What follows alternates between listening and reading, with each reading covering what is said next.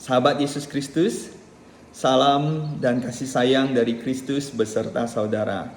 Izinkan saya memulai sapaan gembala dengan Yeremia 7 ayat 23 yang berbunyi, "Dengarkanlah suaraku, maka aku akan menjadi Allahmu dan kamu akan menjadi umatku, dan ikutlah seluruh jalan yang kuperintahkan kepadamu supaya kamu berbahagia." Dalam keadaan yang sulit seperti ini, kita cenderung putus asa dan ingin menyerah. Firman Tuhan mengajak kita atau menasehati setiap kita untuk tetap mendengarkan suaranya, mematuhi perintahnya, dan itulah adalah kunci untuk hidup bahagia. Tetap berjuang, tetap berkarya dalam situasi yang sulit. Saudara, izinkan saya untuk berbagi tentang sebuah film yang berjudul I'm Legend. Saya percaya di antara saudara mungkin ada yang sudah pernah menyaksikan film tersebut. Film yang diperankan oleh Will Smith sebagai seorang dokter militer, seorang ahli virus yang bernama Robert Neville di dalam film tersebut. Film tersebut mengisahkan bahwa karena pandemi atau virus yang menginfeksi banyak orang, yang mengubah mereka menjadi dark seeker atau zombie yang kemudian menyerang sesama manusia dengan sangat agresifnya. Nah, Robert bersama dengan anjing kesayangannya yang bernama Sam tetap bertahan, dan tidak sekedar bertahan, ia juga berusaha mencari solusi untuk menyelesaikan wabah tersebut. Maka ia terus melakukan research di dalam laboratorium yang berada di bawah atau di underground rumahnya.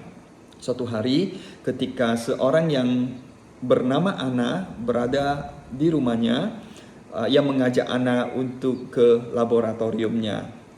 Kepada Anna, Robert berkata, "God didn't do this, we did."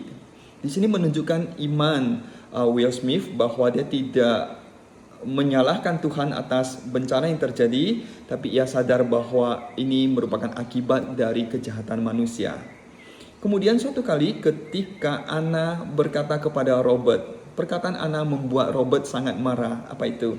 "If we listen, we can hear God's plan," kata Anna. Jika kita mendengarkan, kita dapat mendengarkan rencana atau rancangan Tuhan. Robert langsung sangat marah. Mengapa Robert tiba-tiba jadi berubah? Sebenarnya Robert tidak berubah. Ia baru saja kehilangan anjing kesayangannya. Ia sedang dalam keadaan yang sangat berduka.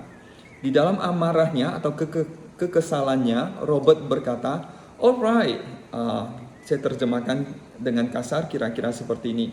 "Baiklah, biar saya beritahu kamu rancangan Tuhan.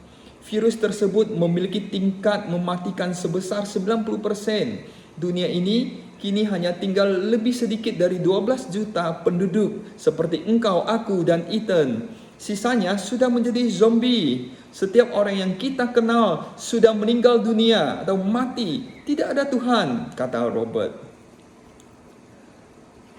Nah, kesedihan Robert dinyatakan dalam dialog tersebut, tetapi sikapnya untuk berjuang, untuk tetap berkarya, tidak berhenti.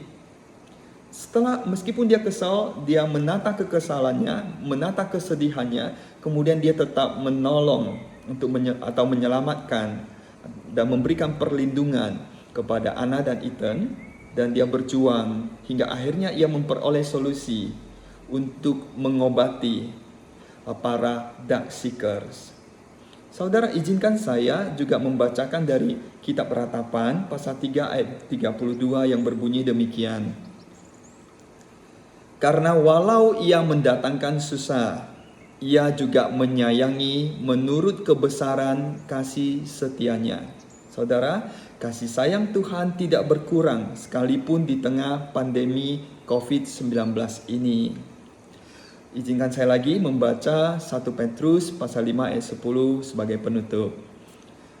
"Dan Allah, sumber segala kasih karunia, yang telah memanggil kamu dalam Kristus kepada kemuliaannya yang kekal, akan melengkapi, meneguhkan, menguatkan dan mengokohkan kamu sesudah kamu menderita seketika lamanya. Ialah yang empunya kuasa sampai selama-lamanya. Amin. Saudara, kiranya kita tetap bertahan dan berjuang di dalam mengasihi sesama dan memberikan pelayanan kemanusiaan kepada sesama. Meskipun kita berada di tengah kondisi yang sulit ini, kiranya kondisi ini tidak membuat kita putus asa, tapi tetap berkarya baginya. Sekian sapaan gembala dari kami, kiranya Tuhan memberkati saudara.